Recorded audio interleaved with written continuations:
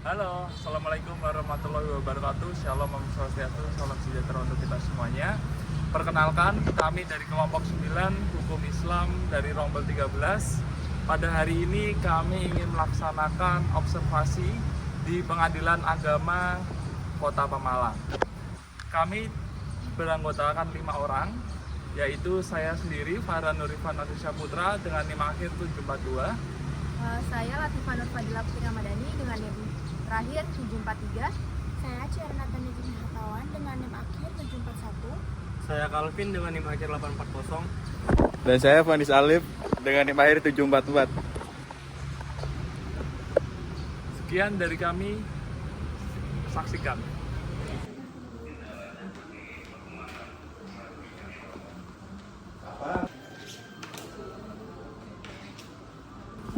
Sebelumnya masih banyak ya Pak, sudah diterima, sudah di. Ya, saya baru dikasih tahu tadi jam setengah 9 pas mau sidang, nanti menyelesaikan sampai sidang. Jadi namanya apa? Saya Calvin. Saya Calvin. Saya Fanis. Medan. Iya, saya Selamat. Nama Saya Fanis dari Pemalang. Pemalang. Latifah Pak. Ya. Maksud ke ini mau terkait apa ini? Yang kita bicara. Melakukan observasi metode hukum Islam Pak. Jadi di sini kami mau belajar lebih dalam lagi terkait pelajaran agama yang ada di Pemalang. Karena sebelumnya kan di matkul kami itu ada hukum Islam, terus kebetulan ada peradilan agama di Indonesia, jadi disuruh observasinya di sini. Saya kebetulan yang di posisi tadi, nama lengkapnya ini dicatat. Yang ditunjuk kebetulan juga selaku jurubicara Humas di Pengadilan Agama Pemalang. Sebelumnya humas itu kerjanya apa ya? Ya, kalau memberikan penjelasan terkait hal-hal yang perlu disampaikan kepada masyarakat. Kalau khusus untuk observasi ini biasanya kan ditunjuk salah satu hakim yang tidak sidang. Kebetulan hari ini kan sidang semua. Berarti bisa dikatakan Bapak itu hakim. Ya, hakim sekaligus ditunjuk sebagai humas atau jurubicara. Jadi di pengadilan agama pengadilan negeri itu pasti ada ditunjuk salah satu hakim sebagai jurubicara. Kebetulan untuk di Pemalang adalah saya terpilih. Jadi sebelumnya dengan bahas Sobi Terpilih. SOP Sudah semester berapa? semester 3 Yang baru ya? UNES. Bapak dulu punya di mana? Saya S1-nya dulu di Walisona. Ya, cari atau hukum Islam. Kemudian S2-nya dari Penisula. Hukum.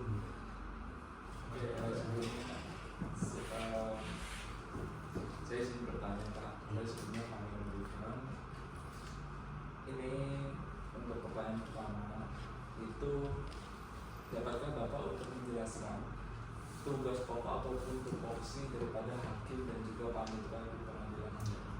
Jadi kalau tupoksi, jadi pada ini pengadilan ada tugas pokok dan fungsi pengadilan maksudnya. Jadi kalau pengadilan secara umum itu sebagai melaksanakan kekuasaan kehakiman untuk memeriksa, untuk menerima, memeriksa, memutus dan menyelesaikan perkara. Tugas kehakimannya begitu. Nah sekarang kalau hakim kan nanti ada hakim ketua, hakim anggota kan begitu.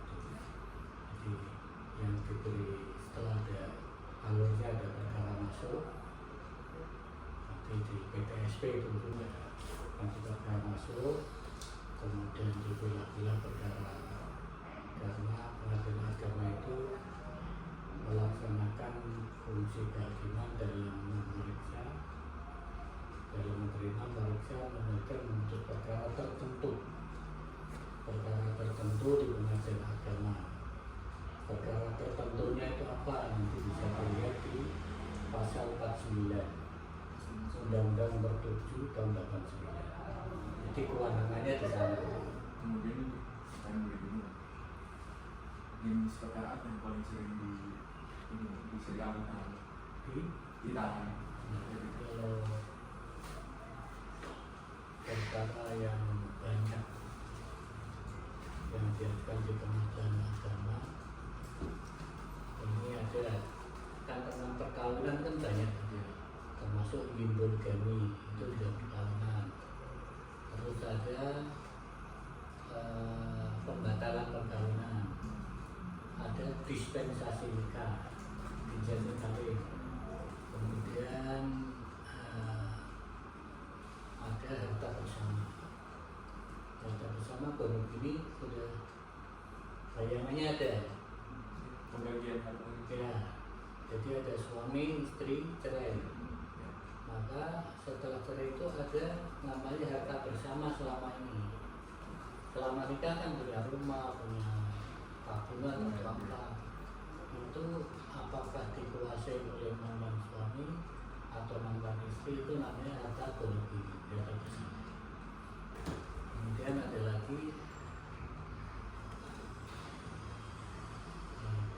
perwalian. Dengar belum perwalian? Ini yang tupoksi di tengah negara, termasuk bidang perkawinan itu ada perwalian. Lalu ada lagi asal usul anak. Asal usul anak itu juga kewenangan pengadilan. Nah, yang ditanyakan yang terbanyak itu apa? Yang terbanyak itu perceraian.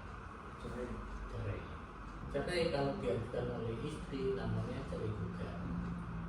Kalau yang diajukan suami cerai talak. Bedanya cerai gugat, kalau salah diputus kan yang mengajukan kan istri. Jadi nanti diputus yang harus pengadilan. Tapi kalau cerai talak yang mengajukan suami itu hanya permohonan cerai talak ke pengadilan agama. Kalau permohonannya nanti dikabulkan, dia diizinkan untuk menjatuhkan talak, ikrar talak. Ini dari data lampiran perkara yang diterima pengadilan agama. Ini saya ambilkan dari perkara tahun 2024. Untuk bulan Januari ini perwalian 1, asal usul anak 2, isbat nikah 5,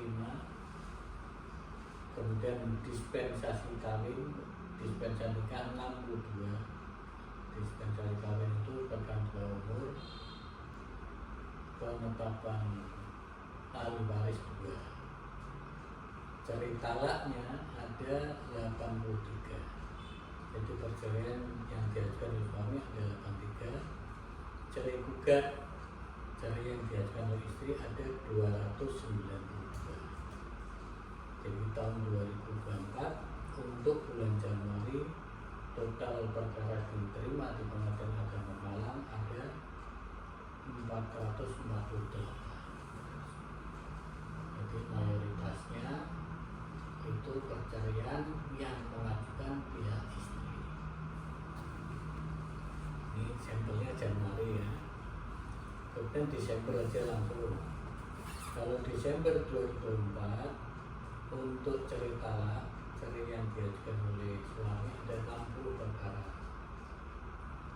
Cerai gugat ada 232. Mungkin itu saja tuh Pak. Terima kasih banyak ya Pak. Ya. Telah membantu.